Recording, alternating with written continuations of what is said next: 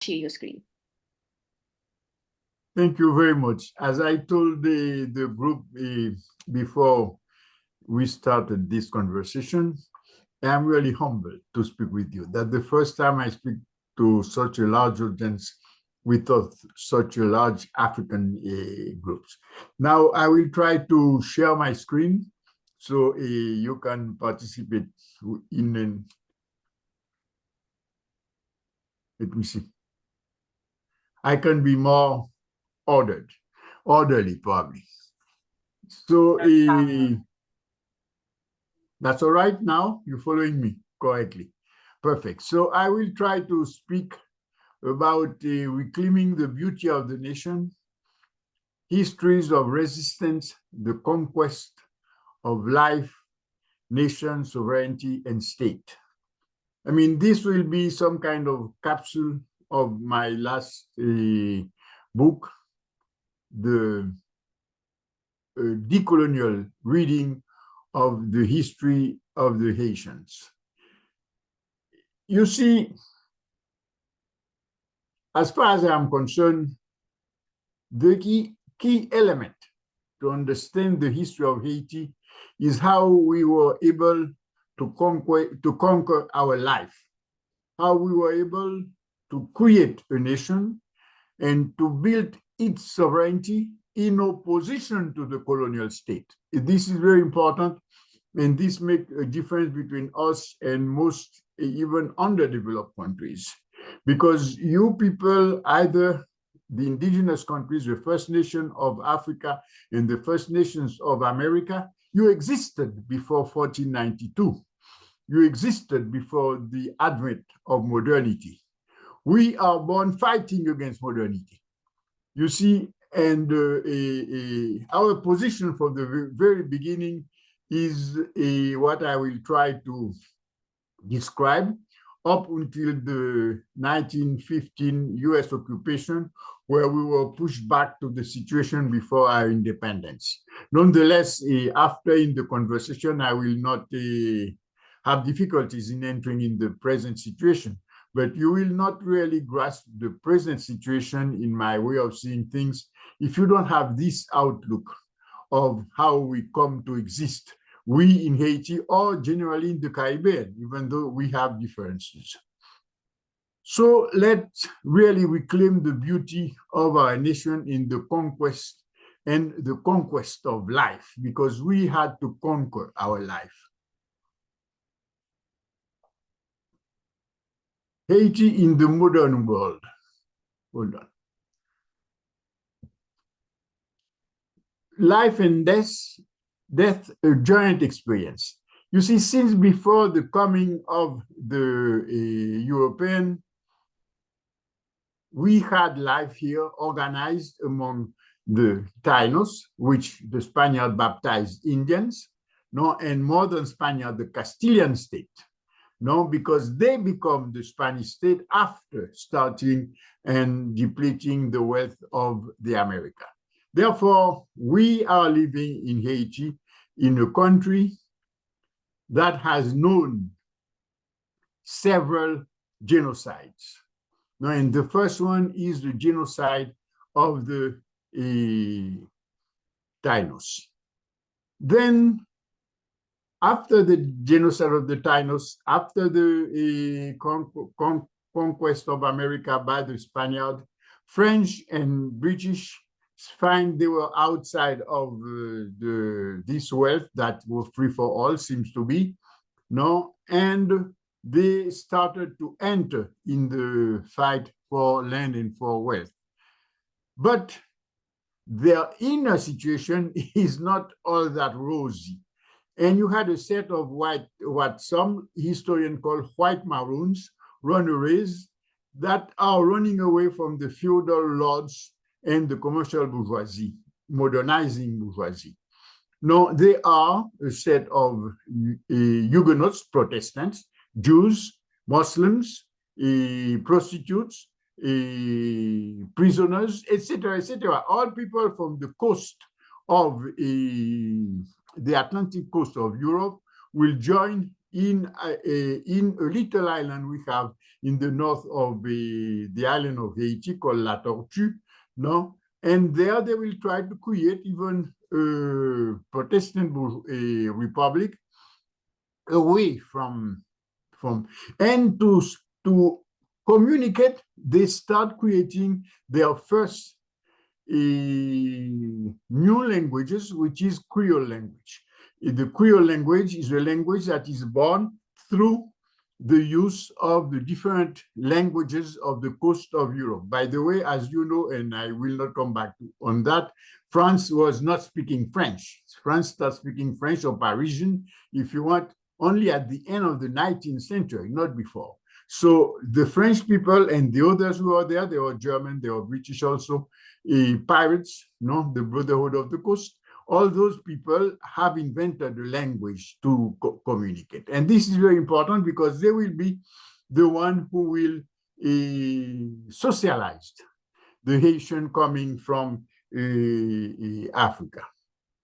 The first plantation in Saint-Domingue started with indentured servants from Europe in the 17th century. African slaves and white supremacy. In the moment that plantation moved from tobacco to indigo and then to sugarcane, indentured servants were not enough, and they had to import what Europe called African slaves. We'll come back on this concept. They are here, the number of them in general. They are known and you can see them. This will give you an idea of the intensity of the exploitation we were submitted to.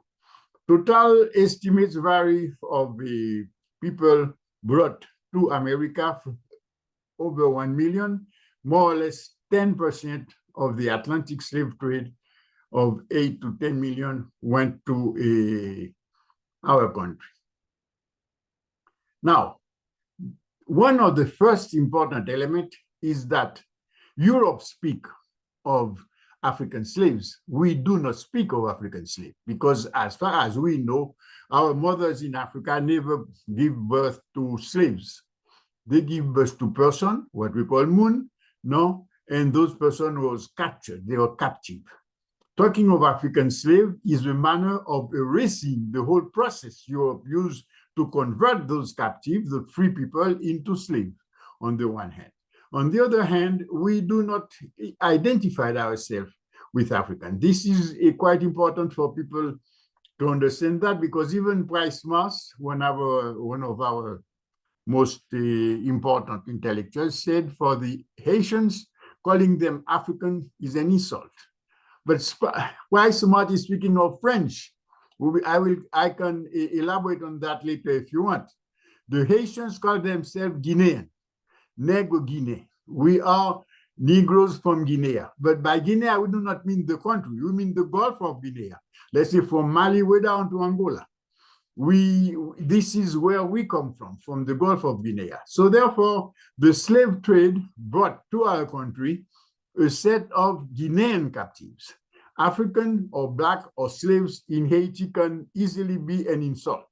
No, a Haitian cannot say I was a slave or I am a slave. He can say I'm not a slave. You know, I mean, that's quite different. It certainly does not identify himself as such. So the slave trade brought to our shores a variety and a diversity of nearly 24 different nations from the Gulf of Guinea.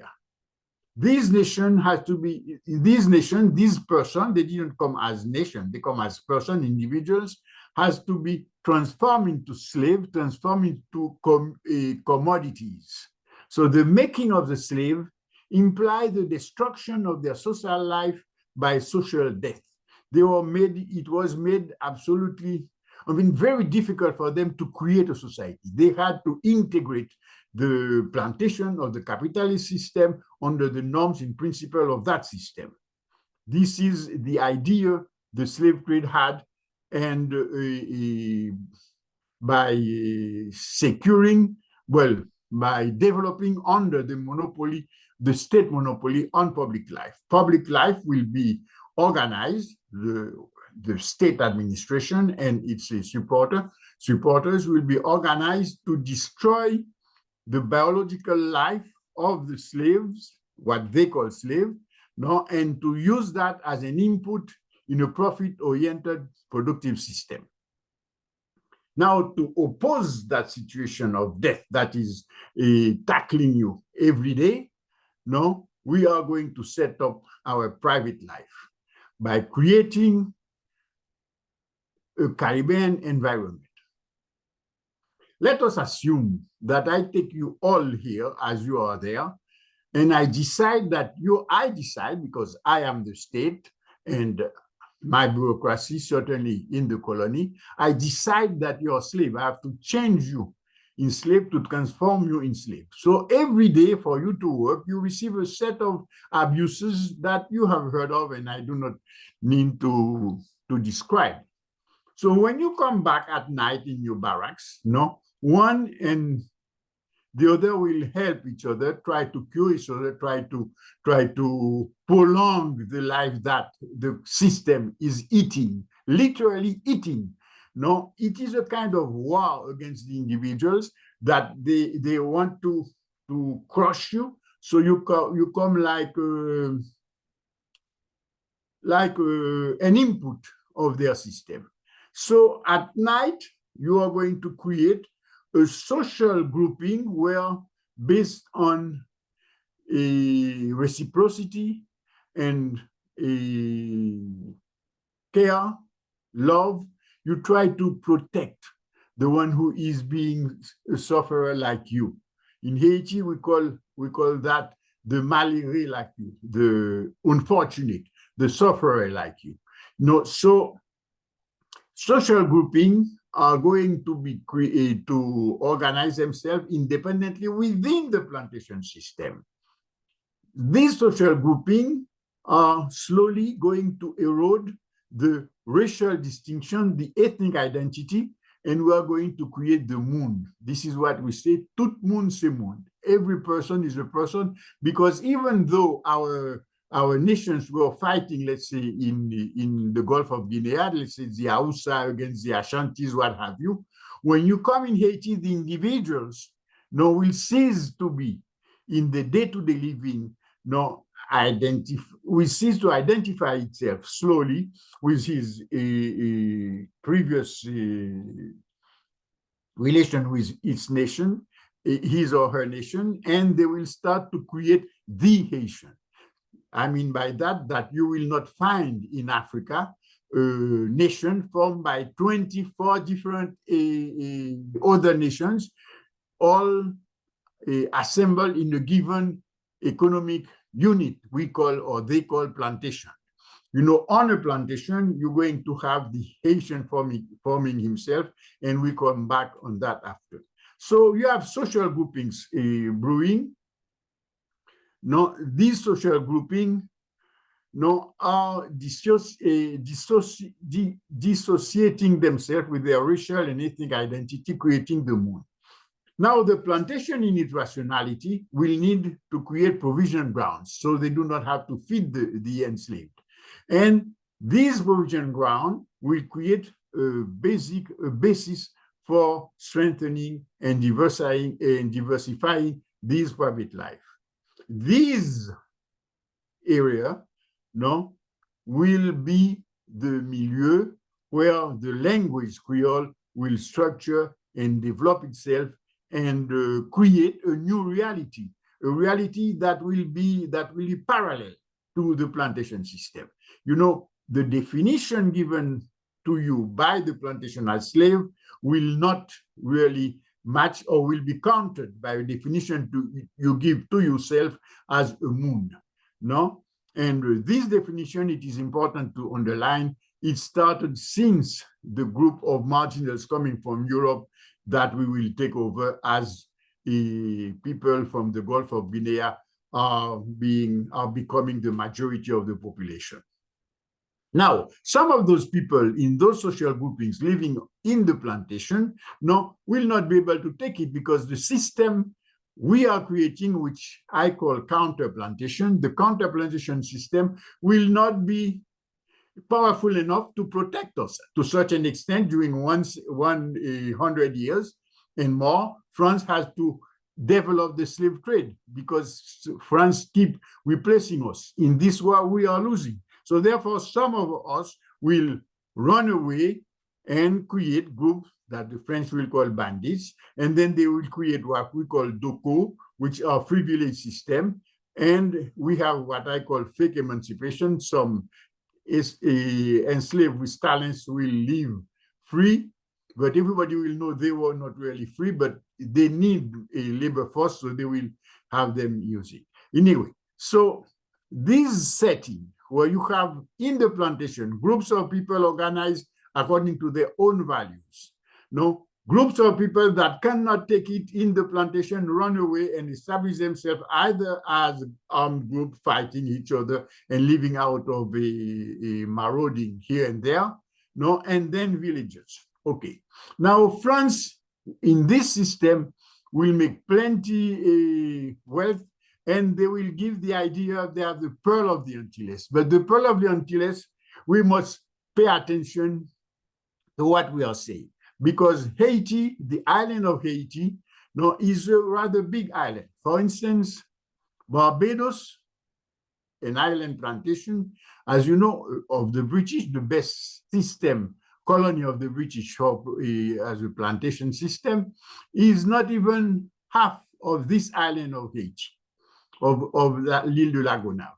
Which means that when you speak of Haiti, when you speak of the pearl of the Antilles, when you speak of the production of sugarcane and the place, the milieu or the enslaved live, you are not referring to the full island. That's not true. And I have asked my colleagues, historians, no, to make some study on the areas that the Maroons will control, or the DOCO, or the free villagers will control. Well, we do not have that map, but a geographer, Theodat, no, create in the 1830, and I am covering the 17th and 18th century. So in the 19th century, nearly mid-19th century, those areas are the areas of Europeanized, creolized settlement. These are the areas of plantation. So the whole set of non-marked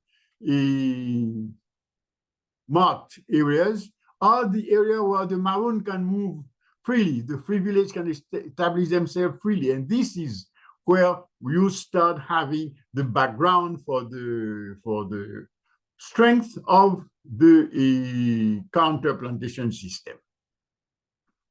Now, the frontiers of communal and private lives in the plantation system. The demographics of enslavement promoted by the colonial administration make it impossible for the population to grow. They have to grow only through the slave trade. The slave is somebody who is created strictly by the slave trade.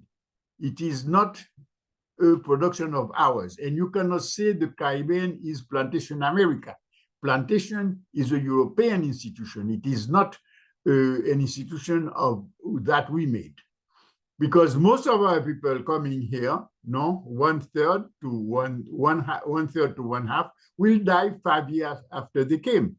The newly recruited one, no, are always more numerous than the local one. And Haiti, indeed, are the only country of the Americas that was created in 1804 with a majority of African-born people, not a majority of creolized people.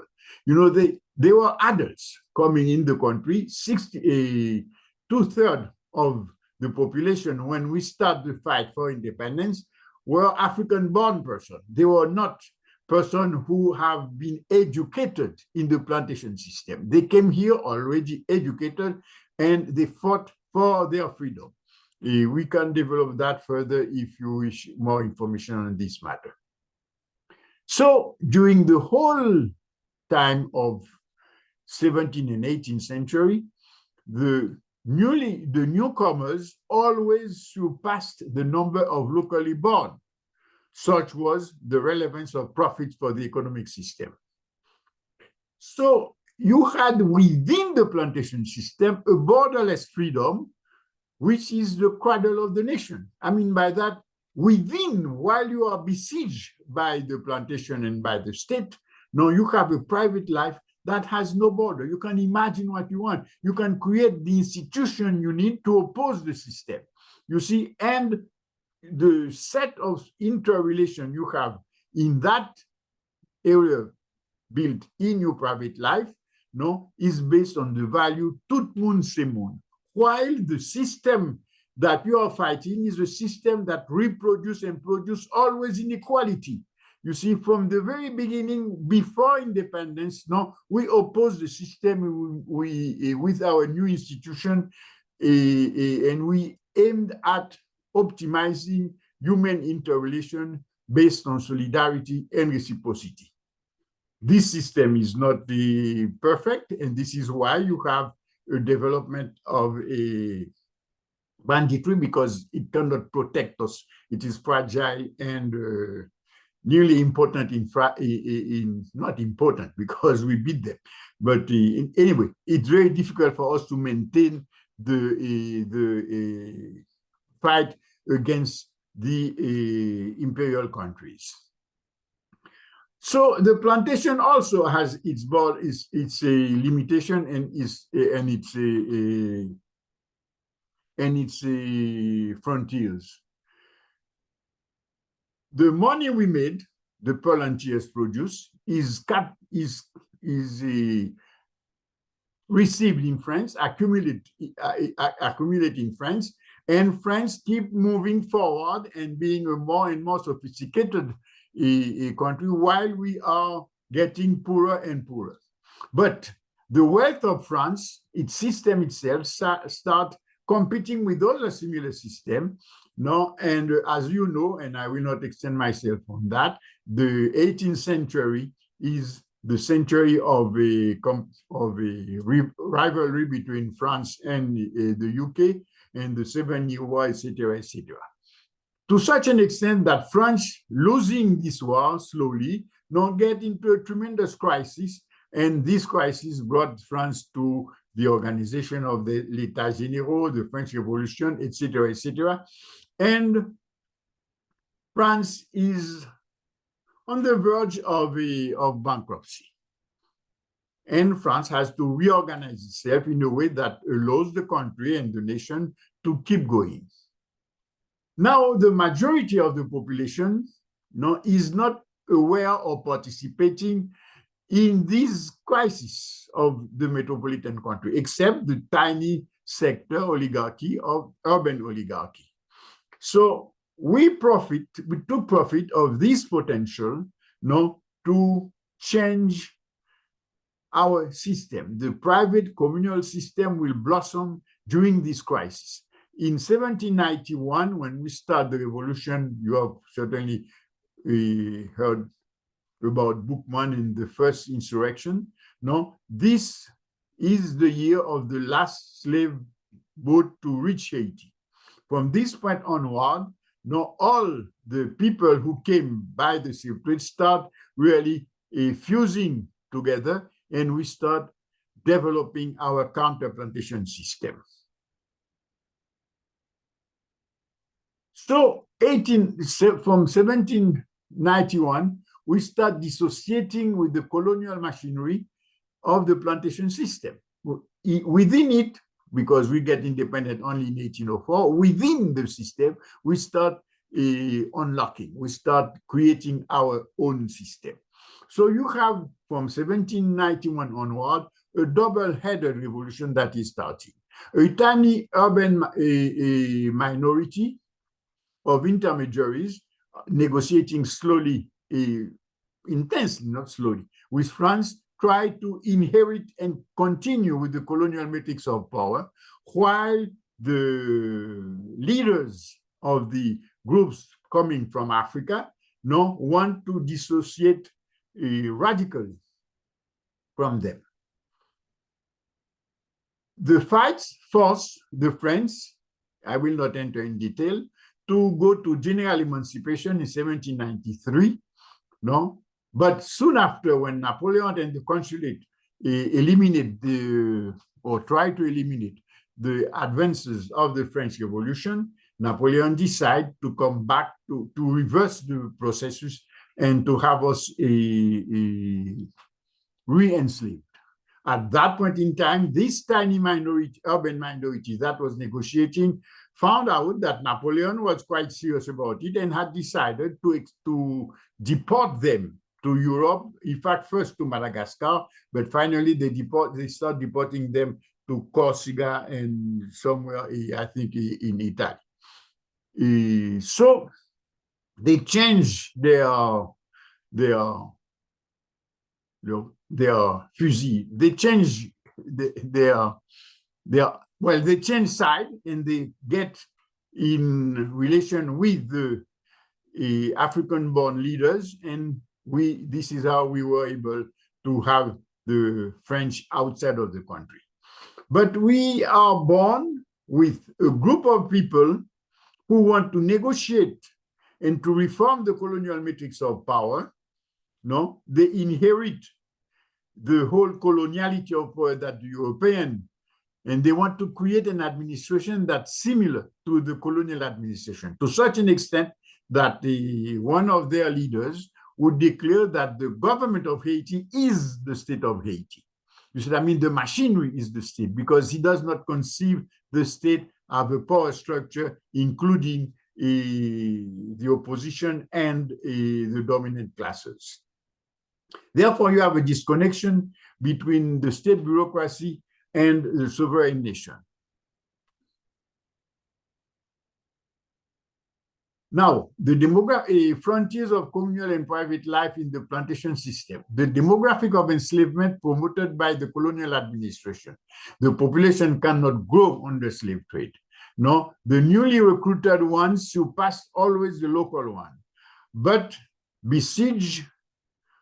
borderless freedom become the cradle of the nation. Private life is value, celebrating life and togetherness, tout moun se moun, is the basis of all the institutions, the central basis of all the institutions that I call the counter-plantation system.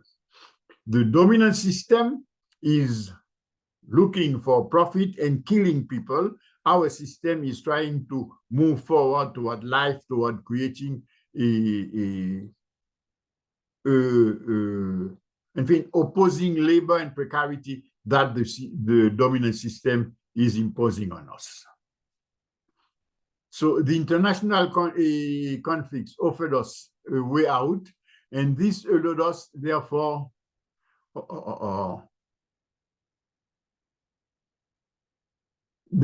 to create a system that in the 19th century we'll show you after 1804. Now we'll show you the whole beauty of an American nation. Now, what you cannot see is the beauty of this nation, because the imperialist exploit of the 19th century, plus the discourses of the dominant classes, will give you a vision of Haiti that is only poverty and demise, etc., etc.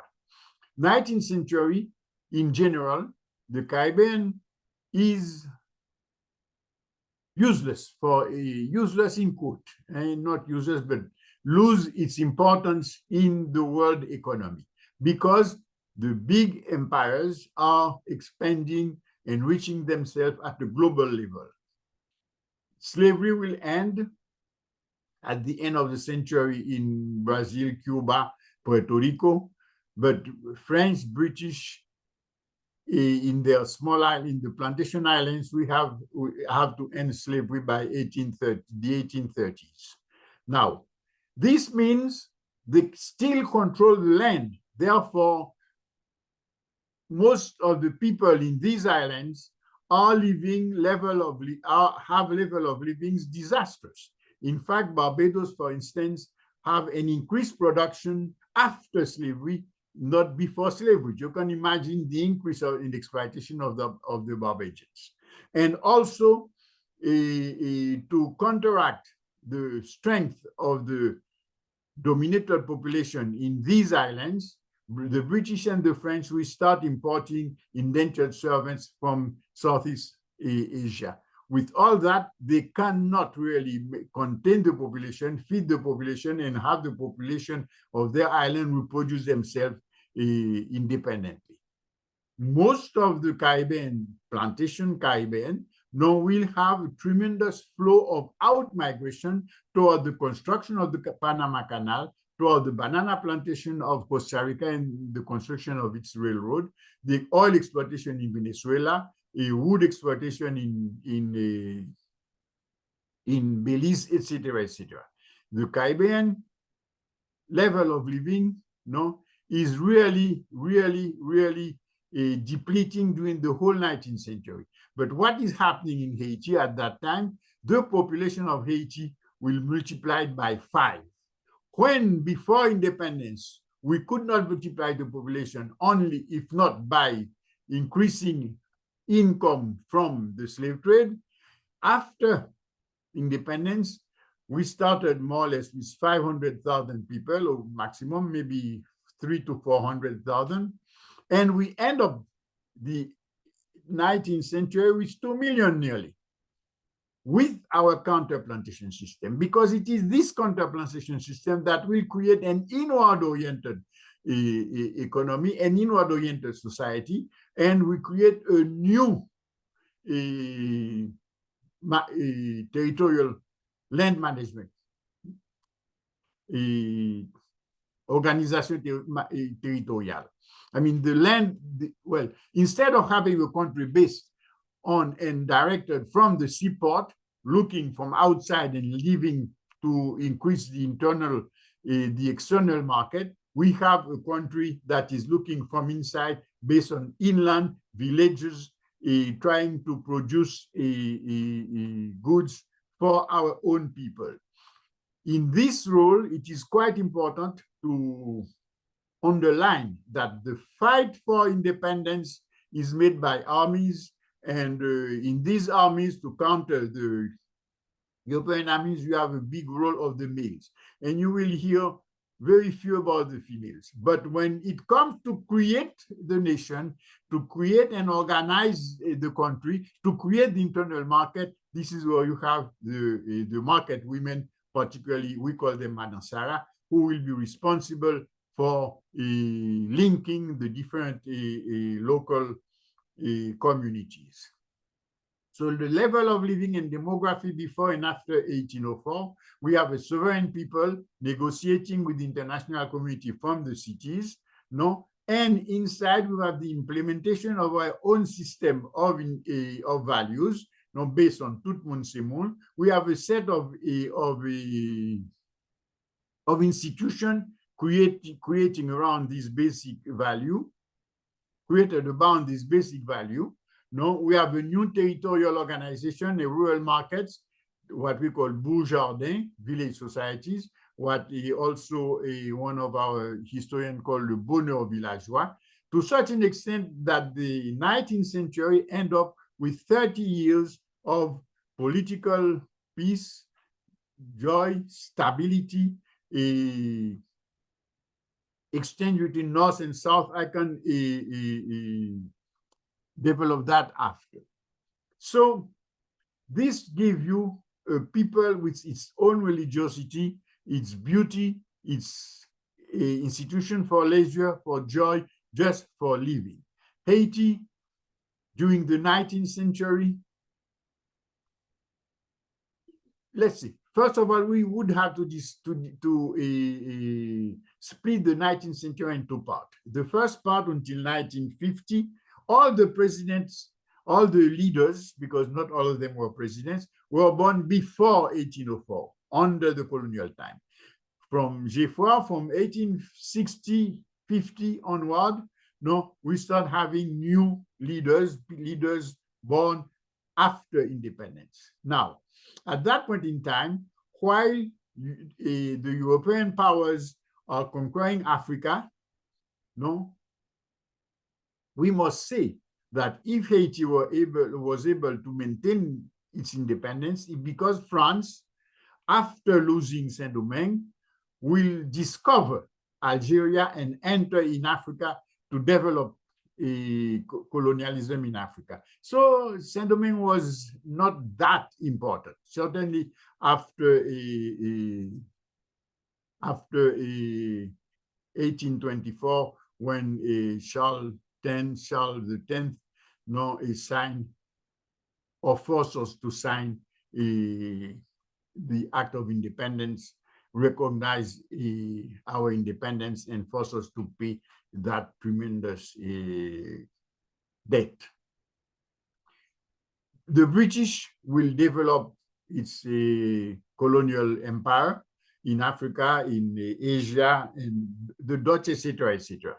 And Haiti was able to maintain itself because the whole Caribbean system will maintain some form of capitalist marginality, let's put it that way.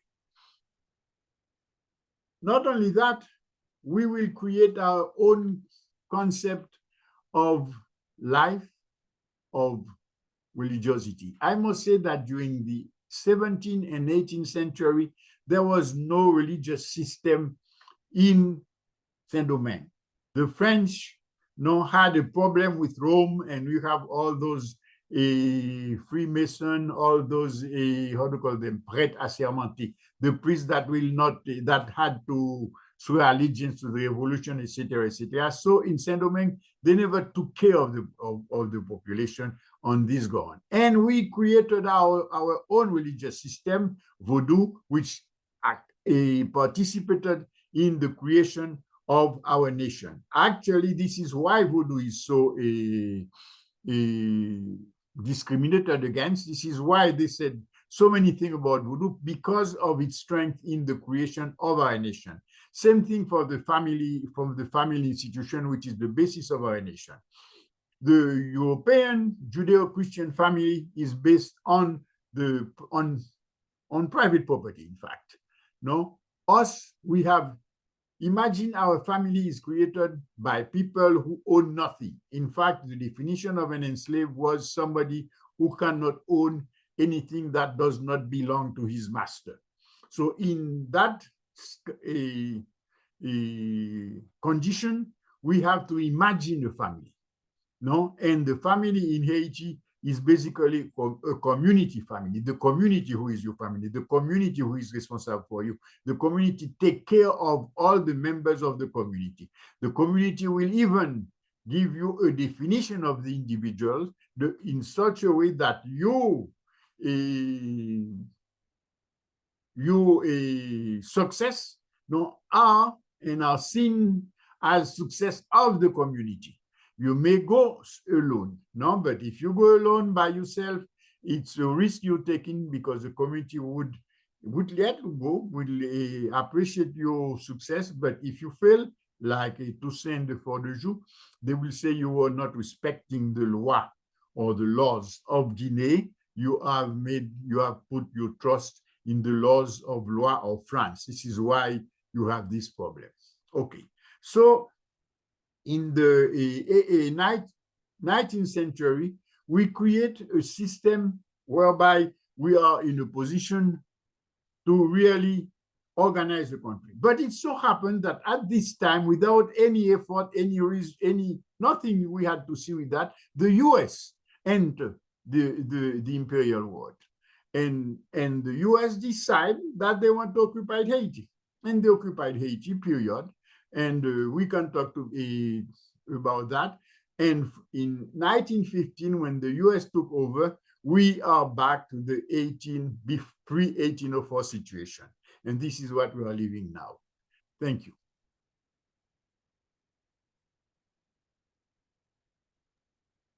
Thank you so much. I don't know about everybody else, but I want to thank you. That was fantastic. That was amazing. I have learned so much. And a new terminology that I really like. And Tout Moon Semun. I don't know if I said it right. I really like that, and I really like the idea of it. And for me, it was such a good presentation of the history and the complexities of the relationships that have come through. So thank you so much for that. Thank you, Professor, for that. That was amazing. I would like to take this opportunity to invite Professor Makoni to, comment, speak to us about this and have a conversation with Professor Casimir. Thank you. Right. Okay. Thank you very much, Professor Casimir. Okay. Right. This has been an interesting talk. I have some very basic questions that I want to ask, so that perhaps you may be able to clarify and provide us with more details. Can you explain in more detail this notion that you are using called counter-plantation? Okay. Yeah. You see, a normal peasant economy is self-sufficient, no matter where you take it. They produce even their clothes, they produce their instrument of production, no? For instance, in Mesoamerica, they have the coa to plant, no? They have their clothes, they have their market, they satisfy themselves. Us, we have to create a system that is always looking and taking care of not being swallowed by the dominant system. So we create a system within the dominant system. And what looks like a peasantry has always to have exchanges, because they do not produce a medicine, they do not produce a instrument of production, they do not produce their textile, etc., etc. They always have to produce an excedent, so, and with this excedent, to exchange with the dominant system. Not only that, to exist, they must have some knowledge of the dominant system. You see, the set of the peasantry we create, this is why I call it counter-plantation, because they always have a plantation in face. I don't know if I should continue. No, yeah, just continue. That would be helpful, because I think... Yes, for instance, they have in front of them a dominant religious system called Catholicism, but they don't see it around. So they have a certain number of priests who are normally non-assermentés. They didn't accept Rome, so they are some kind of free thinkers.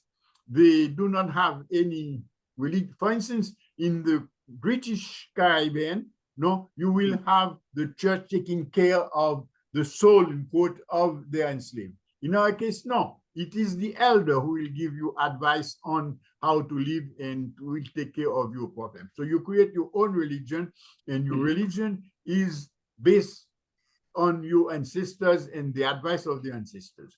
You do not have school, because the family education, which trumps, which is more important than public, there is no such public education. Toussaint and Christophe, they have to send their kids to France. France may put no school in the country during a colonial time. No hospitals except on the plantation for the workers who have been damaged by the system, etc., etc. So we have to develop a local pharmacopoeia.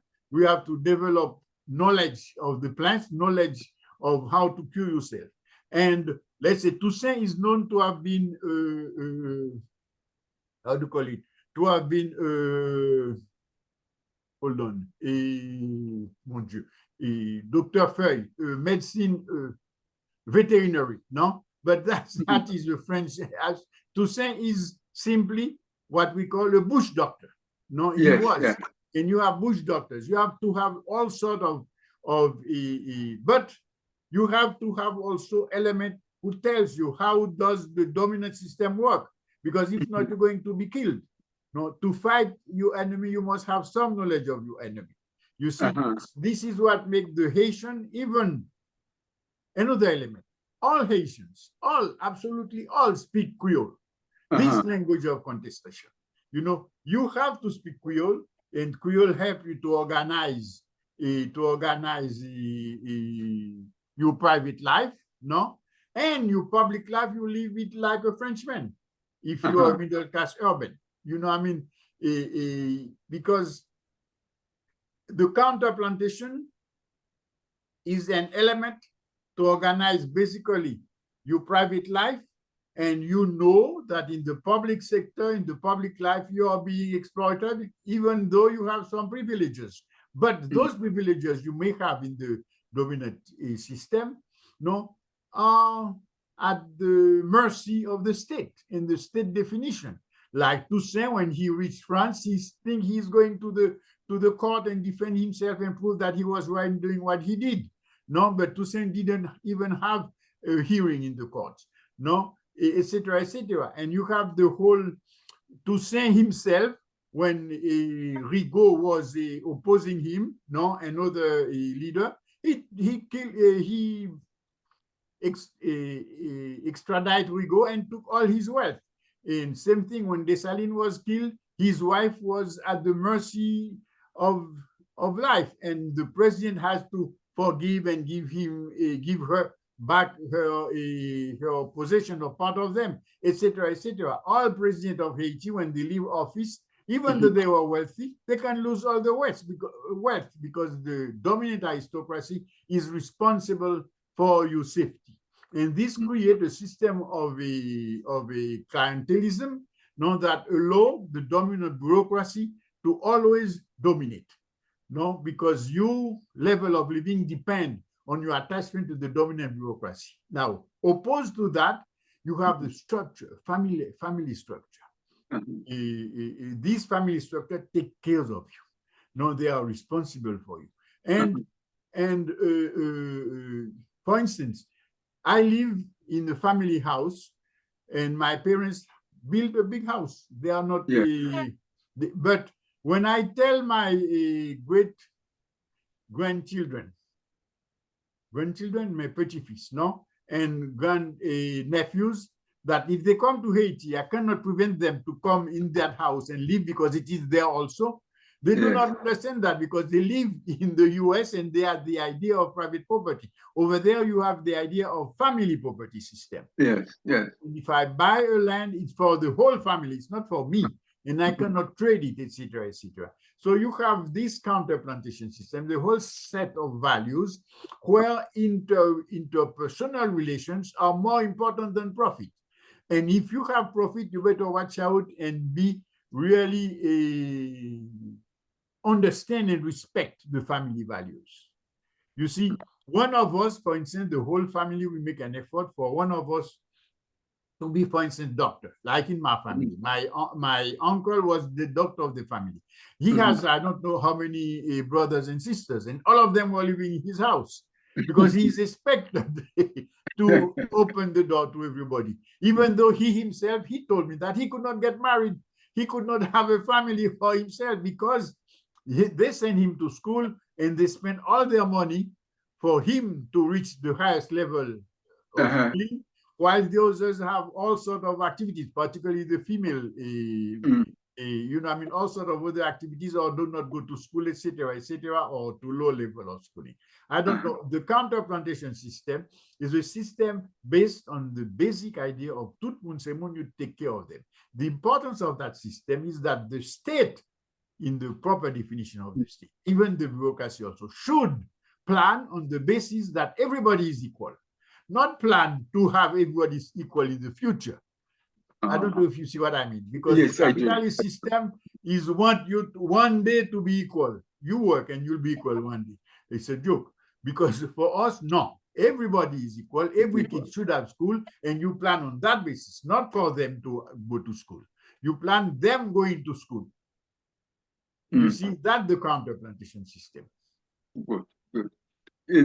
Listening to you, I live with a vivid impression that some of the principles of a counter plantation, I may have encountered them in different parts of Africa, for example, where, let's say, in sort of colonial context, where if you're part of the colonized, you not only know yourself, but you need to know more about the person who is colonizing and dominating you as well.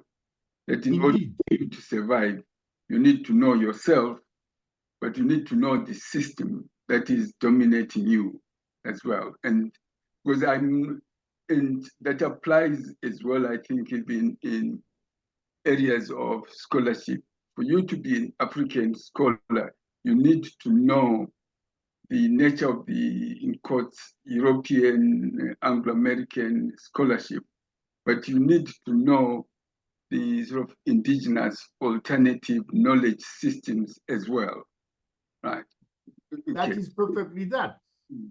But our problem, I mean, and obviously this is an inheritance from Guinea or from Africa. Yes, but our problem is that we, from the middle class and the urban middle class, we do not develop our system.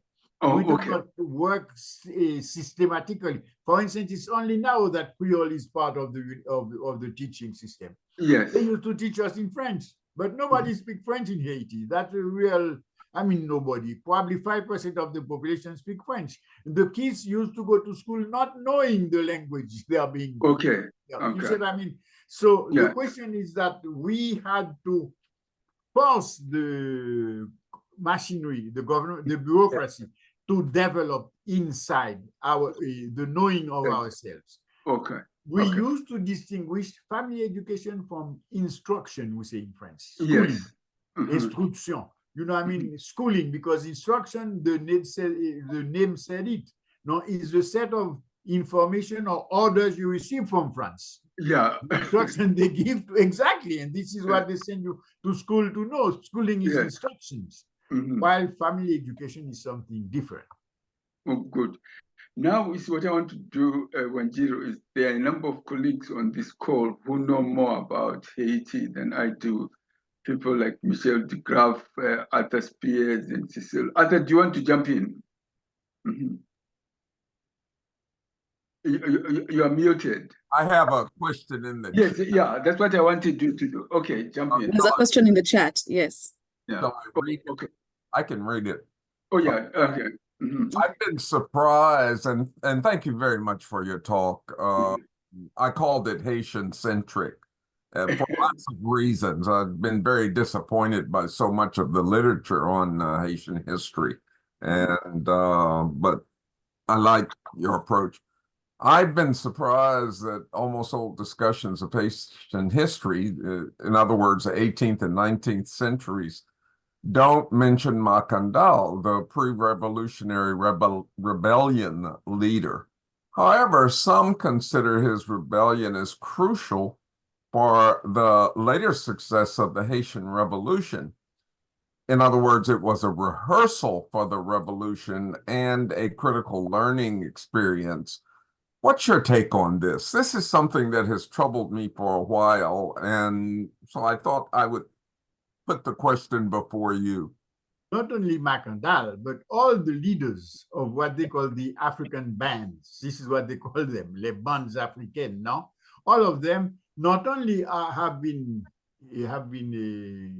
erased, no, but they were killed systematically before independence. And Madiou and Ardouin said it. They said we had to kill them. La Mondérance, and for instance, Alaou, La Mondérance, Petit Noël Prieur, the Djambois, a huge number. And to add insult to injury, Duvalier go and create the Marron Inconnu, which seems to be the big symbol. I say, listen, in France, they have a soldat inconnu for a very simple reason. They do know who is the Clemenceau, they do know who is de Gaulle, they do know there, and they reveal them. But they had to reveal those they do not know. In Haiti, you do know them, and you come with an inconnu. Let's say, for instance, instead of having the main street of Port-au-Prince, one of the main streets called Rue Monseigneur Guillou, why don't you call it Rue Cacapoul? That's the name of a leader. You said, I mean, the whole history of Haiti is based on Creole leaders, I mean, Creolized leaders or leaders, urban leaders, no, and they try to erase the others. Now, I must say, and indeed, it's a reserve, a nuance I'm putting to it, it is not clear that if the rebel leaders like Macandal, Lamont-Durance, Alaou, Petit Nel Prieur, Romain la Prophétesse, I have at least 20 names I could name. If they were to defeat France and create a system, basically, we will end up having a system very similar to the Bush Negroes of Suriname, and then we will be circled. But unlike Suriname, we are an island, you see. And what happened? This group of people, Dessalines, Christophe, Toussaint, no, they are playing with the distinction, rivalries among the imperial countries. And if it were not for some assistance of the British, probably Haiti would not have been independent. You know what I mean? This is so true that when the Bourbon took over at the beginning of the 19th century, no, after the British had forbidden the slave trade, the Bourbon will obtain from the British a moratorium of 5 years to re-people the island. You see what I'm trying to tell you? So the imperial countries, even though at the time of our independence, they were fighting each other, soon after, they become one bloc. And that's the problem of Haiti. So therefore, the fact of the matter is, no, the urban affranchis, no, I call them enfranchised slaved, you know, because they were slaves, in fact, and some of them call themselves slaves, you know, I mean, the Vati or whatever it is. They say we are enslaved by the white public, no? Okay, but you need to speak with the white public. It is what Professor Makuni was saying, no? I mean, you must know the other. You must have some relation with them, no? And another example of that difficulty we find ourselves in is a case of Antoine Simon, if I remember well, who came into power after a tremendous fight. He was a peasant, a big landowner cultivating his land. And from his land in the south, he was running the whole south. Then, for some reason, he decided to become president, come in Port-au-Prince, and took over the leadership of the country. While he is doing his cabinet, his right arm told him, but President, you will give me a post of minister, no, like so many ministers, because he's putting a set of urbanite, light-skinned colored people in this position. And Antoine Simon, the peasant, looked at him and said, listen, man, you can be president, but you cannot be minister. You see what I mean? Because I need somebody who can speak French, somebody who can eat on the table, somebody who can go there and negotiate for me. You see what I mean? This is important. Antoine Simon can be leader, can be president, can give a line to the country to follow, but he needs somebody who can negotiate. Okay, so Macandal, the whole set of leaders, no, they were killed. They were forgotten. They were silenced. That's the word. They were silenced by the official and traditional historiography. And up to now, it's a fight to have them forward. Good example. Aristide had a statue of Gaumont built in Jérémie. Gaumont is a leader, a peasant leader after independence. And he created in the south a whole independent area for nearly 18 years, I think, or 20. Anyway, the population of Jérémie destroyed the statue of Gaumont. The population, you said, I mean, because Jérémie is la ville des poètes, whatever it is, no matter the word. You see, so we have this problem. It is a problem that is to be really addressed, and this is exactly where the education of our people on our own, on who we are, as Professor Makoni would say, is important. I want to thank you very much for providing this information that isn't as widespread as it should be. And I just wanted to make one comment. Something that can I say pisses me off is that in so much that I've read about Haitian history, the revolution is presented in such a way that it was sort of like a fluke. They got lucky with yellow fever and some British assistance, et cetera, et cetera. But what I see that I don't see stated explicitly is that there was a kind of counter-plantation polity in existence that was always at war, so to speak, with the plantation system. And that there was analysis, there was a continuous struggle, thinking and planning. In other words, the Haitian people don't get credit for their ability to strategize and realize their goals. So I don't want to start preaching because I did.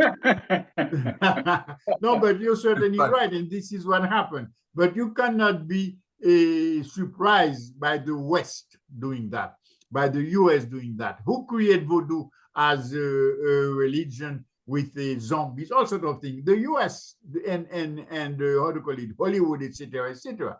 No, what must surprise us and what we must fight is that our own Haitians will not pick up the globe and continue. They refuse to accept all what we are. But worse than that, nobody would believe that they do not practice voodoo.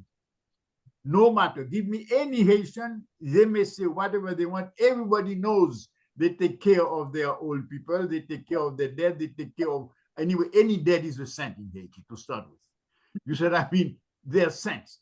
And when you say, for instance, le jour des morts, 1st of November and 2nd November, both days are the day of the death, etc., etc. And everybody knows that.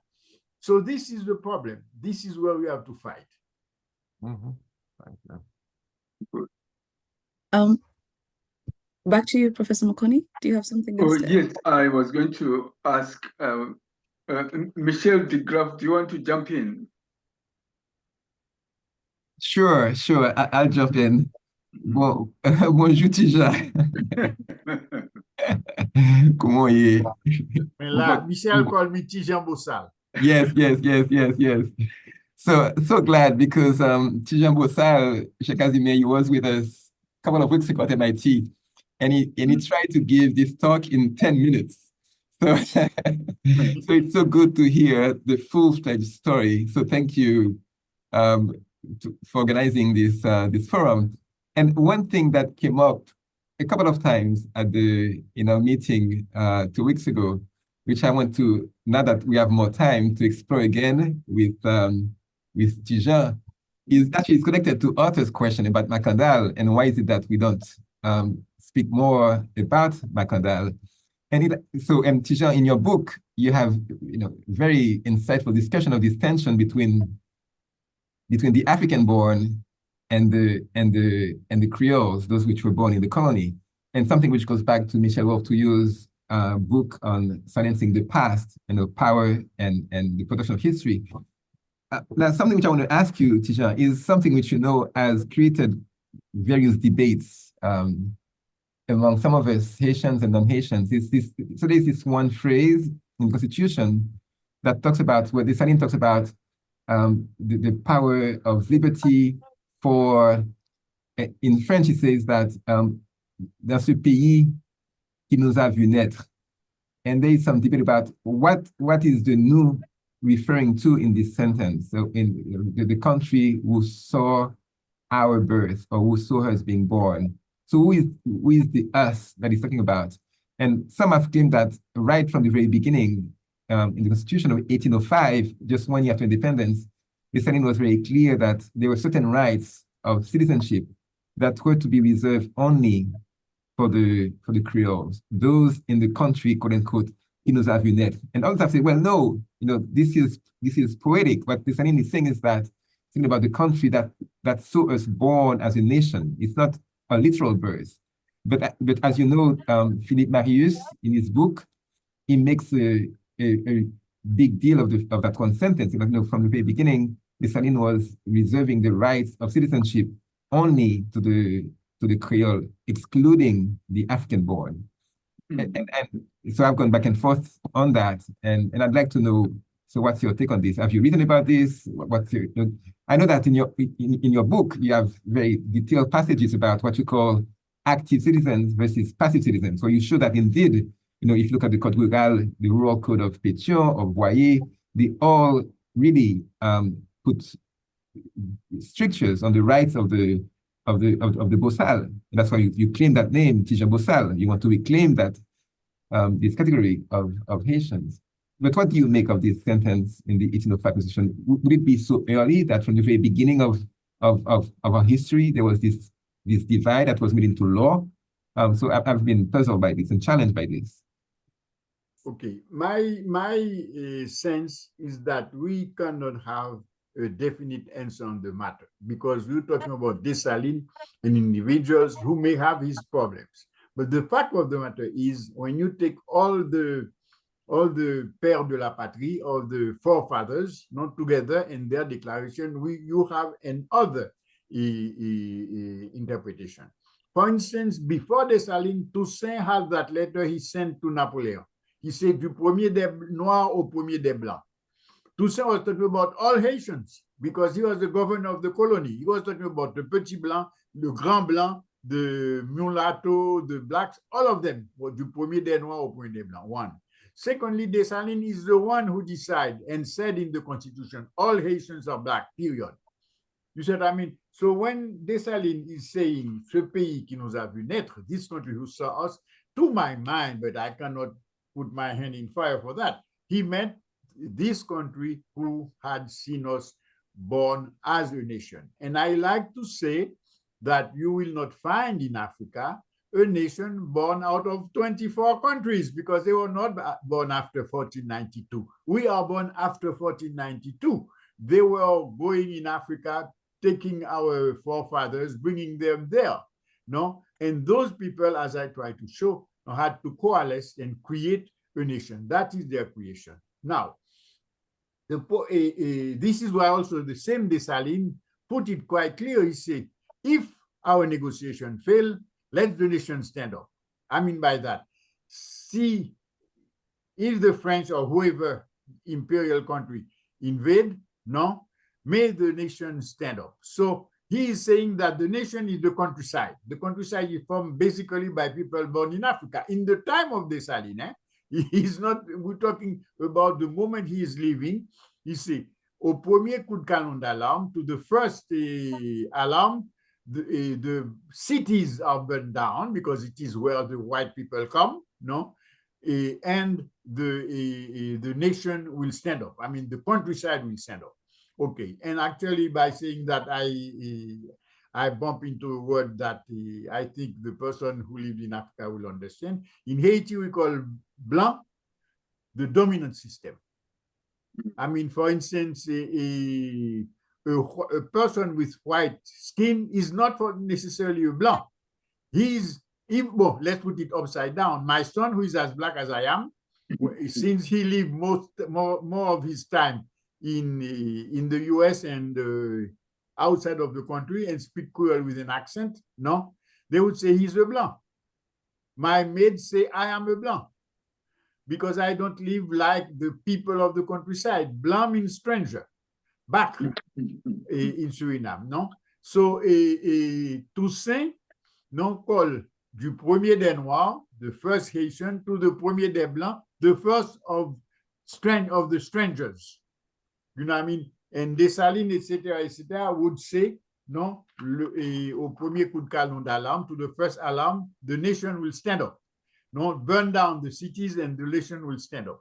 So definitely, to my mind, but I mean, I grant Marius his doubt, no? By saying la nation qui nous a vu naître, this is what distinguishes Caribbean nation from any other nation, because we are formed, particularly Haiti, we are formed by a group of people from different countries coming from Africa, no, and those people will coalesce into Haitians, no. And this is where we are. We are Haitians. We are not Igbo or Congo or Ashanti. We have these ethnicities back into our inherited gods, because that is another thing. Because in Haiti, we have inherited gods and bought gods. They were achetés, they were héritiers. For instance, my family, well, mine is probably Congo descendant. But assuming that I was, let's say, Ashanti, I may have, or Igbo, for instance, Igbo is a good case. I may have a set of Loi, deities in my family who represent and whom I inherit from my father, my grandfather, etc., etc. That's one thing. But to fight some, I can buy a Congo Loi. I mean, I have him adopted me. You said, I mean, so that Loi acheté, pas Loi hérité. You know what I mean? Well, this is how we have it, no? So at the level of our spirituality, we can serve Loi of any different family, no? But those who have inherited have precedence. And they are the ones who decide who you are, where you should go.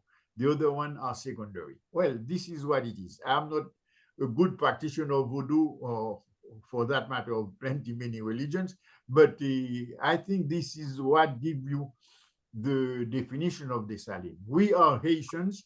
I mean, we are a new people. And this is the revolution. This is also to answer to my colleagues who spoke. What the Haitian call revolution, I mean, the classical historiography, is what Europe call revolution. Two battles fighting. Next thing we will hear that Napoleon made revolution in Italy or in Spain. I don't know. Haiti, our revolution is not a Desalegn winning, even in Berthier over the French. Our revolution is that we move from a plantation system, which is a system of exploitation, a colony of exploitation, into a system where we can live. We become inhabitants. We took the country and we become settlers. But it is not the same kind of settlers like settler colony in South Africa or in Zimbabwe. No. We, the exploited, become settlers. And we took the name inhabitants and we took it from the planters who used to call them inhabitants before independence. You said, I mean, before independence, les grands planteurs, like those of South Africa or whatever, to my understanding, if I'm wrong, kindly correct me. Les grands planteurs call themselves les habitants. To such an extent, their plantations are called des habitations. You said, I mean, because they are the habitants.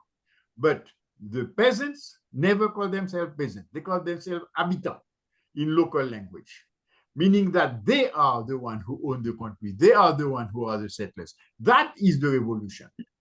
You said, I mean, and our traditional historiography, which is a historiography trying to negotiate with Europe, with the empire, no, is a want to call them peasants. And they say because they do not speak properly, this is why they call themselves habitants. Good. Thank you very much. Let me see if I can drag Professor Haiti Benz, if she wants to come and comment. Beg your pardon? No, I was asking Professor Haiti Benz, who is... oh, Ben. Yeah. Heidi, are you there? No, I don't think she's there. Okay. Let me see if I can... Desmond, jump in.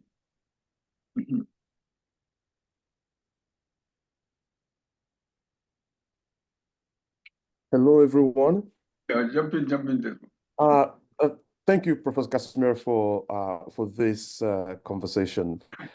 I've been very fascinated by the piece in your conversation about being African. Yes. That is that in your understanding, Asians are not Africans in the way that people think of Africa. And I think that fascination for me comes from a previous conversation that I've been involved with, and that is this question of defining what or who African is. And now this is a long debate in African philosophy, and I think really even in anthropology. trying to figure out who African is. Now, if you try to create any single set of category that defines all that is African, you will realize that you will exclude a lot of people. And if you also attempt to open the criteria up too widely, then you have to agree that every human is African. So the question I want to pose then about this is, how do we settle the set of criteria upon which someone can then say that a Haitian is or is not an African? The same way that we might raise that question about African Americans in the US or Black Brits and so forth. And by implication, how could we also set such a criteria to say that some people of European descent in a place like South Africa are Africans or not Africans? So I think this is a bit of a complicated issue to wrestle with, and I've never been able to find a convincing answer or set of criteria that says someone is or is not African. My tendency has always been to embrace a broader definition that I think would have included Haitians in the larger corpus of what we mean by African. But it seems like you approach this slightly different. I really am curious because I think I would like to be better informed about that question. Professor Lugu, first of all, let me tell you to join the club because I have the same problem. I think now, I'm already a registered member now. Now, I solve it myself historically. You see, in Haiti, the name Africa, first of all, let's look at the population. As I told you, the population come from the Gulf of Guinea and call itself Guinea. They are Neg Guinea. They are Negroes from Guinea. This is how they call themselves. Even they are Congo or Ashanti or Dahomey, whatever it is, they are Neg Guinea because that is the Gulf of Guinea. And this is the name of the country, of the region when they were transported to the island. Okay, that one thing. It so happened that during the French Revolution, Rodin and Robespierre get into the General Assembly and said, we cannot use that word slave in this august assembly, where we have so many philosophers and so many high ideas about things. So we cannot mention that word at all. So, okay, how are we going to call those people there? And somebody said, call them Africans. No? And this is how this name came to Haiti. You know what I mean? African being synonymous of slave. Now they had a trouble because Toussaint is not slave and he is African in that definition. You know what I mean? Etc., etc.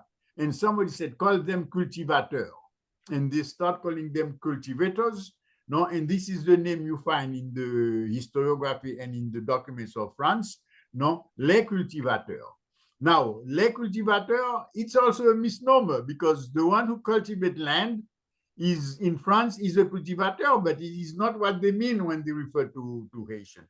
So therefore, the people of Haiti, I mean the population, no, to my mind, refuse the word African because it is more or less for the French and in the French language synonymous to slave. And they never accept that they are slave, period. You know, so they are the Nègres de Guinée. And Jean Price-Mars, in the introduction, I think, of his Ainsi par la langue, said this is one of the worst insults you can do to Haitian, call him African. Not because he thinks he's not Guinea, but he's not African. You see, because African means slave.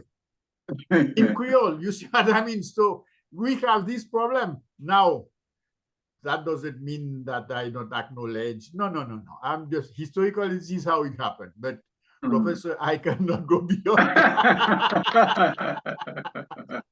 You know, I truly appreciate this. And this is truly fascinating to me. I think it's probably an important, larger conversation to continue to have for maybe two reasons.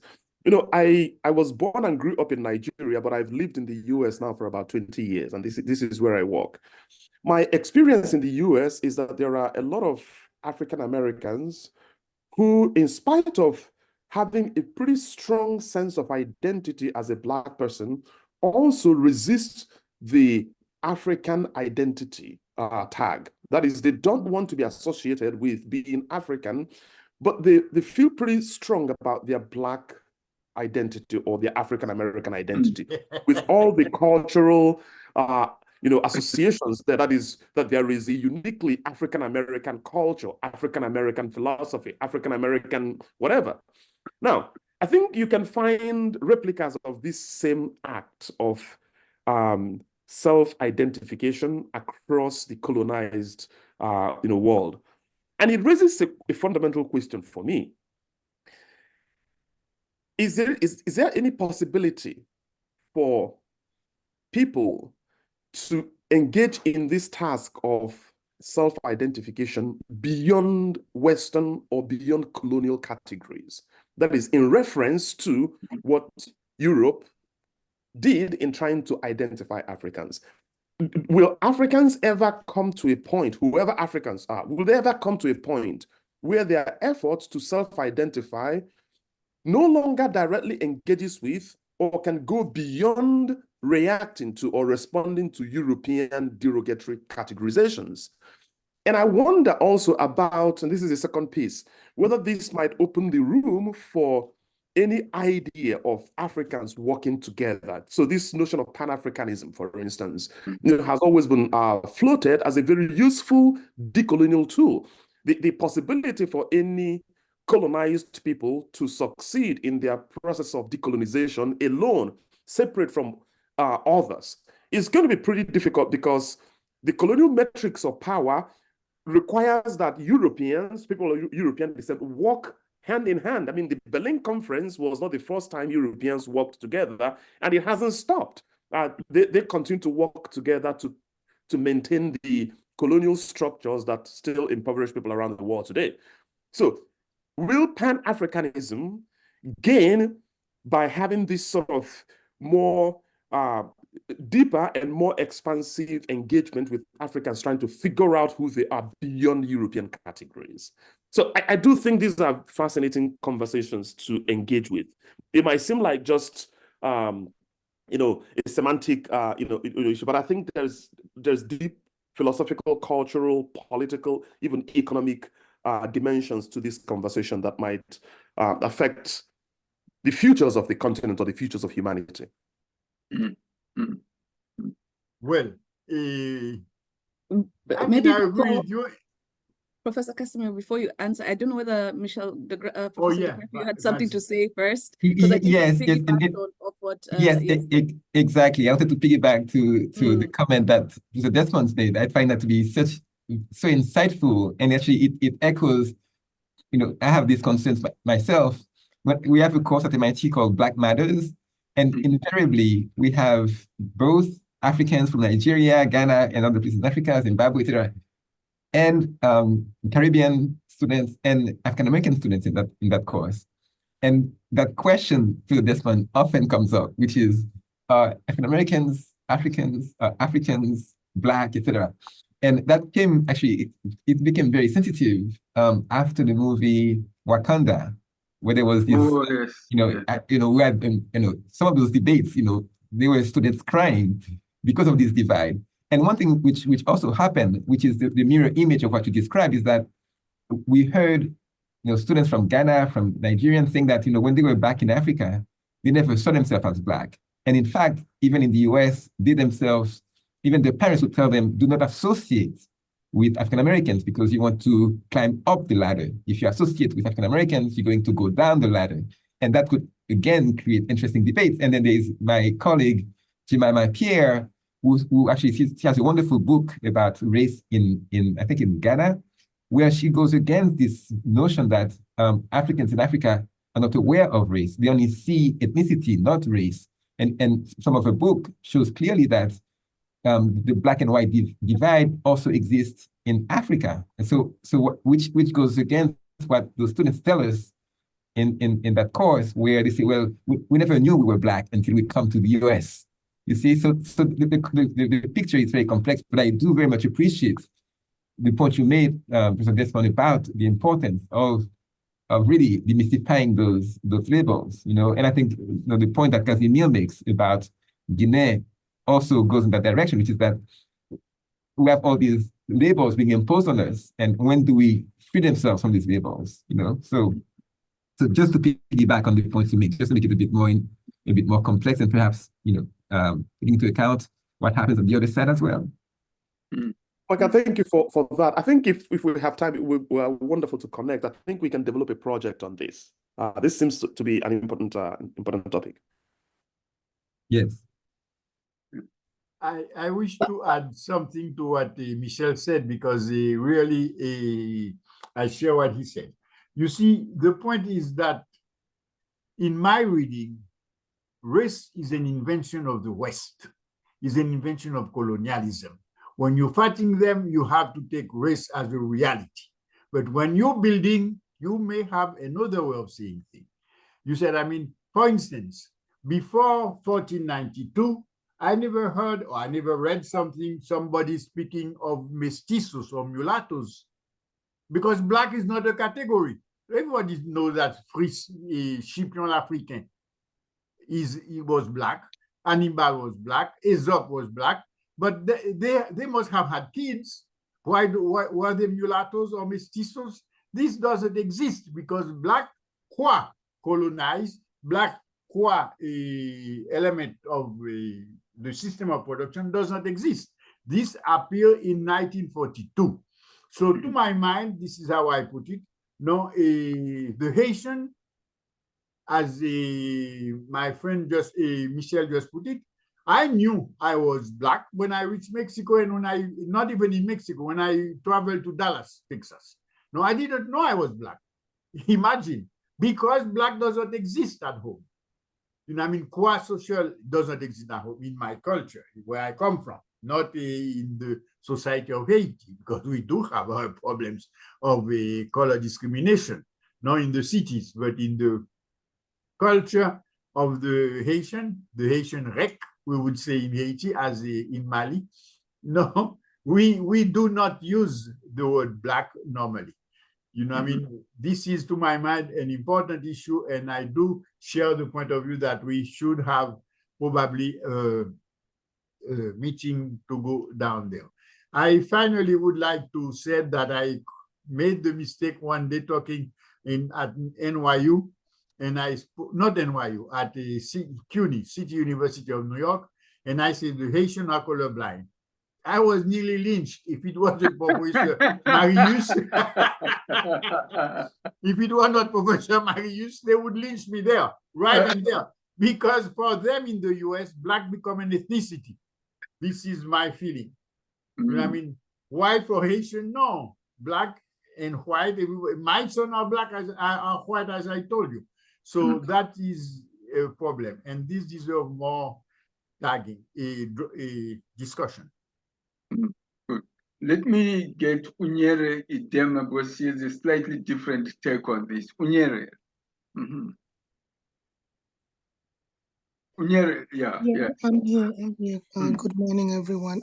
Thank you so much, Professor, for your very insightful presentation. Yes, it does raise a lot of questions, and frankly, I was shocked when you said that Haitians don't identify themselves as Africans, but I mean, later you explained it, so I understood where you were coming from, and I said that because I was shocked because I do have quite a few Haitian students. I've had Haitian colleagues. I've met quite a few Haitians as well over time, and none of them that I met ever denied their African roots or that they had any connections with Africa and so on. And this also reminds me of a certain move in some quarters whereby some are asking or pushing, let me put it that way, for Haiti to be made a part of the African Union. I don't know if you are aware of that, but in some quarters, maybe it's not something that is, how do I put it, popular or, you know, widely widespread in terms of who knows about it or not. So, but there's that's going on in some maybe tiny little corner somewhere for whatever reasons. But anyway, you did explain the distinction, and I mean, we can understand where that is coming from. Then it means that we on our part have to sort of intentionally let people know when we make these statements where we're coming from, because then it would not generate the kind of controversy that it might generate if we don't explain things. And I just wanted to also talk about the idea of people in Africa generally saying that they did not know they were Black until they left Africa and went to Europe or, you know, somewhere. I think, again, that's another term that we need to contextualize. We need to explain. What do they mean by, I didn't know I was Black? It simply means that being Black was not an issue in their countries, in the sense that, well, when they went about their everyday lives and so on, they were not treated differently because they were Black, kind of thing. So that was not an issue. But that Blackness, which they took for granted in their countries because it wasn't an issue, became an issue once they stepped out and, you know, found themselves in America or Europe or wherever. Then it became an issue. And now they're thinking back, oh, when I was in my country, this was not a problem. So there's a kind of culture shock or some sort of shock when they are elsewhere and discover that their race, or rather their color, quote and unquote, is a big issue.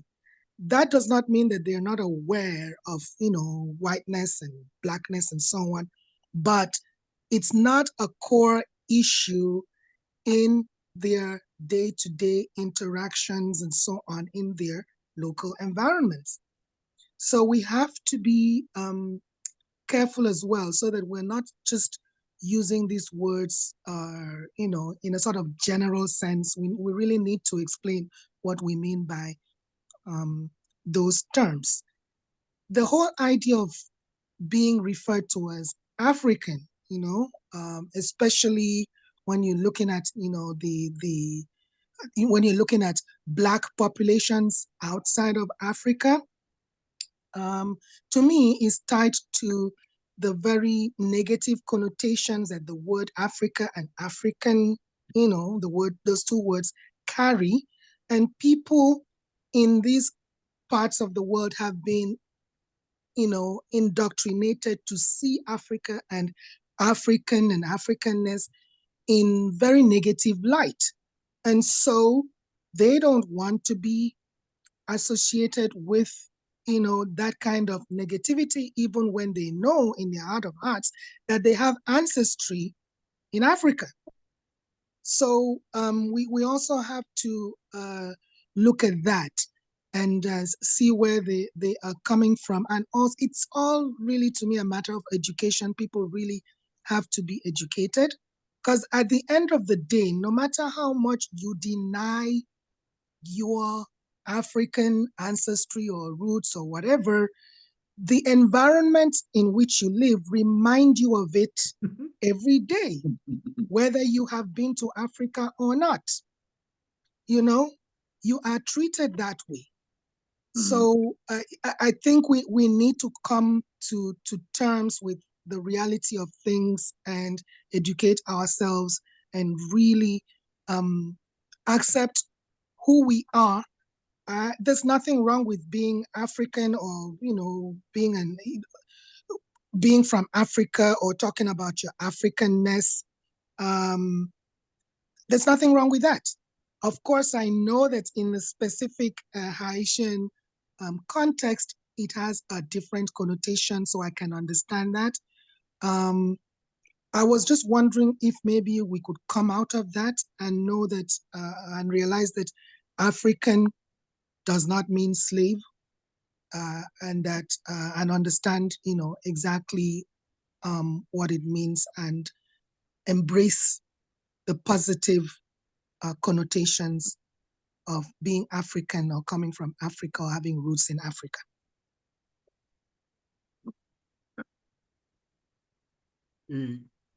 Professor, I must thank you very much for this clarification. May I add that I do know about the effort to have Haiti part of the African Union, and I must add that no Haitians will refuse that, will have any qualm about being part of the African Union. This is very important because precisely all Haitians are fighting against the West. You know what I mean? Against capitalist occidentalism. Not when I say West, this is what I mean. I know, and there is no problem without that. And the need to clarify this point, I mean, this is what I was looking for when I was trying to say that we call ourselves Neg Guinea, no, and not really Africans because of historical reason. Now, obviously, in the countryside of Haiti, I don't think there will be one person who will have objections of being part of the African Union. Thanks a lot. Wanjiru, let's see if we can get Ashraf. Right. Ashraf, do you want to jump in? I don't know what the Ashraf is. Ashraf, okay. Yeah. Thank you so much. Let me ask this very simple question. Because you differentiate between many categories like a sovereign nation without state and state bureaucracy without sovereign nation, are you sketching a southern conception of the state in comparison with the northern conception of the state? Mm-hmm. Thank you. I think I'm bordering that. The fact of the matter is that the conception of the state that the US is, I would say, promoting, no, and the Canadians certainly use it in that sense, state equal civil service, no? And they would say even that, for instance, in Haiti, we want a state of law. But people saying that, they do not realize that the British, when they are building their state, they had a Bill of Rights. The French, when they are making the French Revolution, they had la Déclaration des droits de l'homme et du citoyen. In Haiti, what the state create, I mean the bureaucracy, create as law, and they want a Bill of Law, you just obey the law. They should say we want a state of rights, not a state of law. I mean by that, in our country, they tend to call state the bureaucracy, and this is a concept that the imperial countries are promoting. For instance, they want you to have elections because they have elections at their home without looking how you organize yourself inside. No, because if you go vote, etc., you have a bureaucracy that, no, that's not true. I mean, our rights are not respected, our family education is not respected, our religion is not respected, our language is discriminated against, etc., etc. So we must make a distinction between rights and law, rights and etc. Okay. Now, this being said, the fact that the so-called enslaved of Haiti in 1804 were able to defeat Napoleon's army when they were stronger than Napoleon's army because they defeated them. I mean, I don't know how we can discuss that. So therefore, if you talk about the state in 1804 or before 1804, just before, you have an equilibrium between two forces, one of the captive, one of the colonial. This is what the state is. And the 19th century of Haiti is also this the case in point. Let's say the bureaucracy want and claim that they are going to have a new plantation system, a renaissance of the plantation system, and the population was able to impose the counter-plantation system. I mean, the peasantry, whatever you want to call it. So the strength of the peasantry is such that. Another point in case, the US, when they took over Haiti in 1915, no, they left the country with only 3 plantations because they came to put plantation in Haiti. They could not. There are only 3 plantations in Haiti, but they were quite able to put plantations in the Dominican Republic and in Cuba because their land has another system. In Haiti, it is organized as a family property system, and you cannot come and buy 100 acres of land unless you make 3,000 people agree on selling it. And you always find somebody say, I was not there, I didn't agree. You cannot have a land on the market. So therefore, you will have to strangle the peasantry and push the Haitian as boat people either to your country or to Cuba or to the Dominican Republic, because Haiti, the peasantry or the habitants are strong enough in their institution where they respect each other, are a set of institutions based on the family, the community. No? So this is how I really see the issue. This is why in Haiti we must discuss of the state as distinct from the civil service, the state, the machinery, the public administration. Those are 2 different things. Our problem is to strengthen the state, our people, so they can negotiate better with the public administration representing up to now the imperial countries, the core group they call it here. Thank you very much. And thanks also for salute you for this presentation. Yeah.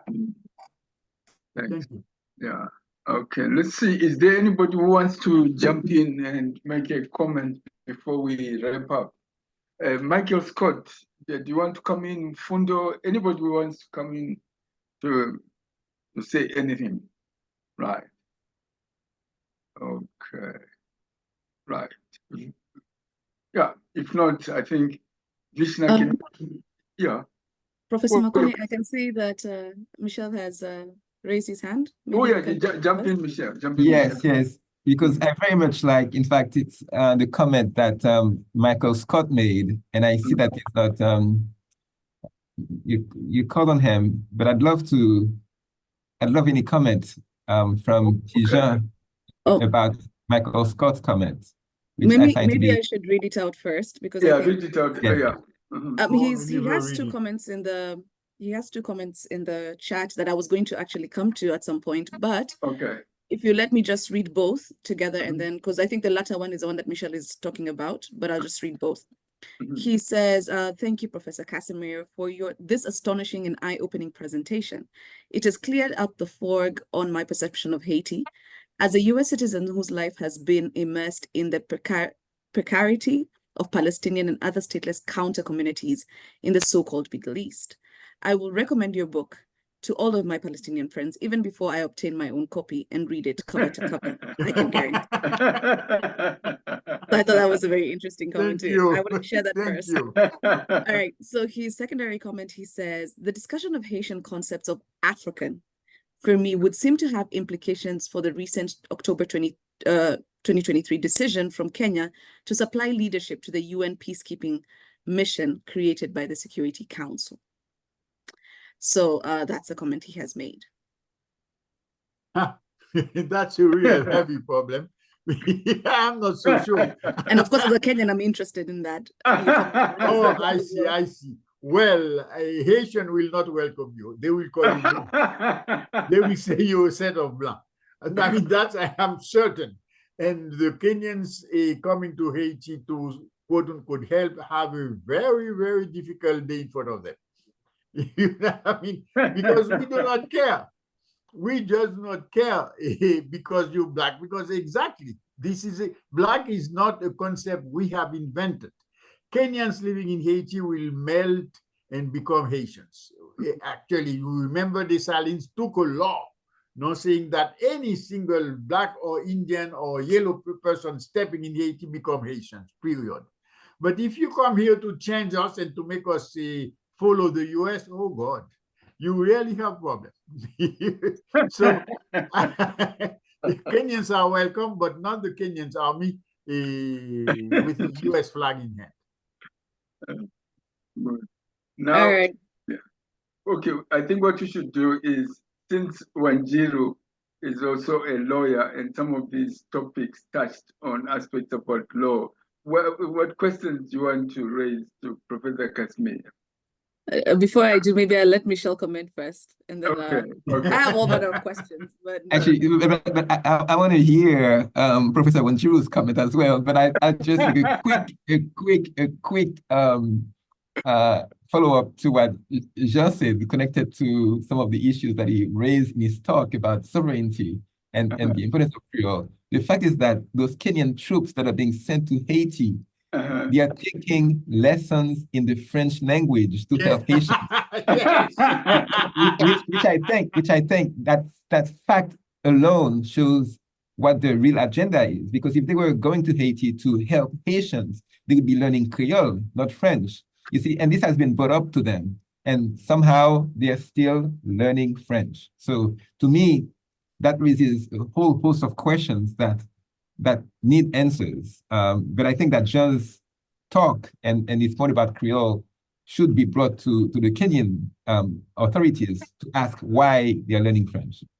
Okay, Michelle, I have a question, but before I ask that question, I want you to say yes to my request.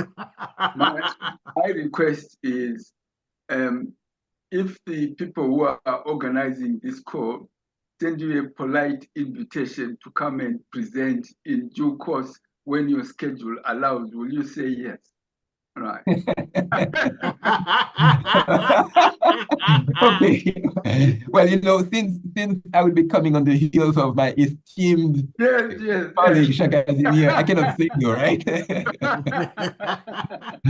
So it will be my honor, to follow up on Casimir's presentation. Yeah. Okay. Thanks a lot. Thanks. And my colleague, let me just jump in. Sorry. Jump in. Yes, I just wanted to say that the intention or desire to bring Kenyan security people into Haiti has actually been halted temporarily by, I think, the Kenyan Supreme Court or something. Oh, yeah. For now. For now. Oh, okay. Thanks a lot. Thanks. Yeah. I was going to mention how controversial that issue is currently. Especially when it comes to the UN security keeping missions and the use of Kenyan forces. So whether it is in Somalia, whether it is, it's a very contextual issue in relation to how are we interacting with the UN mechanism on a specific security keeping mission. So it's very fascinating. But yes, Professor Idem is right. There has been a question that has been raised in the courts, in the higher courts around the deployment. And you're right, Michelle, I wanted to say that we are taught to speak French generally. And when it came to the question of Haitian, the Haiti interventions, one of the things I remember being told is, oh, yeah, you speak French, so it should be fine. And I remember thinking, but they don't speak French, they speak Creole. That was very fascinating. But Professor Casimir, first I'd like to take this opportunity to thank you. That was, for me, one of the most insightful, enlightening sessions I have attended in a very long time. Just like, for example, as a human rights lawyer, as a, African anthropologist in some shape and form, because that's what I write about, anthropology, but more importantly for me as a historian, legal historian, because I do legal history, and plural systems of law.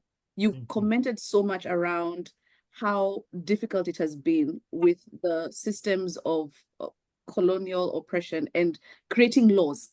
And that is a problem. The fact that every time you want to deal with an issue, you create a law instead of creating a system.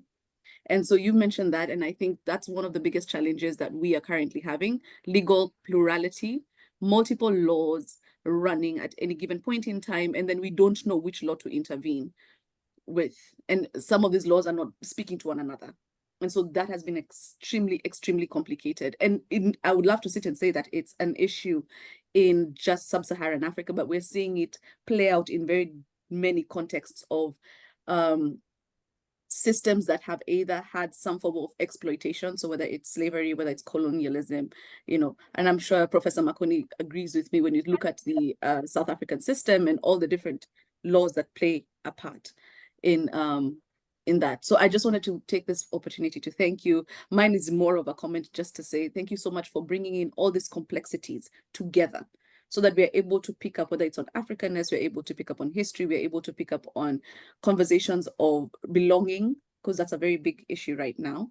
And so I just wanted to thank you so much. I wanted to thank you for the interventions from Michelle, from, from Desmond, from I've seen I think there was some more interventions in the comment box, and just so much just to thank you for this conversation. And I can see Michelle has raised his hand.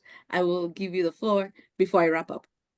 Yes, so I wanted to also highlight the other comment by Mr. Scott about the connection between Haiti and Palestine, because I think there's something interesting there that maybe I would love Professor Tija to touch on, the hope that Haiti might inspire, given the coming together of these nations to wrestle sovereignty and freedom from colonization. So I would be curious to have Casimir touch on that other comment by Michael Scott about what he sees as some hope from Haiti's history for what's happening in Palestine.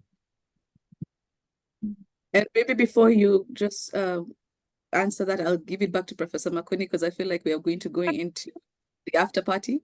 So I want to have just allow Professor Casimir to respond. Then after that, we go perfect. into the. Thank you. Go ahead, Professor Casimir. Okay, on this matter, first of all, the hope is us fighting. And we will fight until the last one. We already did it. The point is that we are fighting in a context where we know, and this is, I think, how I started my presentation. We already have had genocide, and we are facing a genocide, and we may disappear, but we will disappear, because if you're not who you are, you doesn't exist. The Haitian sentence for fighting our independence is liberté ou la mort. Translated in Creole is we either free or dead. You know what I mean? It's not that you can choose. I mean, it is just the fact. You're either free or dead. Haiti may disappear under the sea, and the people of Delaware will not even take note of that. Biden talking. You said, okay, that's all right. That doesn't mean we are afraid of disappearing. We will disappear if need be, but we will not change. And I think that the same thing for the Palestinians. Mr. Netanyahu may kill them all, but that doesn't mean they are going to change. That's my answer. And this is my hope.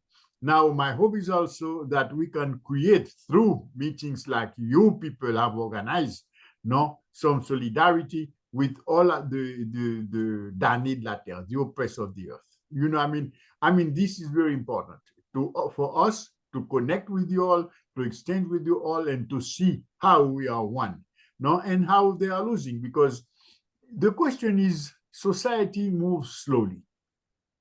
Haiti was nearly, I would say, insignificant country, 300,000, 500,000 people in a little island lost in the Caribbean. But the French started fighting with each other, with each other colleagues, and we could get out and become independent. Okay, nowadays, we are not living an epoch of crisis. We are living the crisis of the epoch. You see, in the US, it may talk very loudly, but I'm not so sure the US with this system will last so long. So if I can help, I will help, but I will not change. And I think the same thing, the Palestinians they even said it, they will not change. They have to keep fighting to be Palestinian. They cannot be other things. If not, they are dead.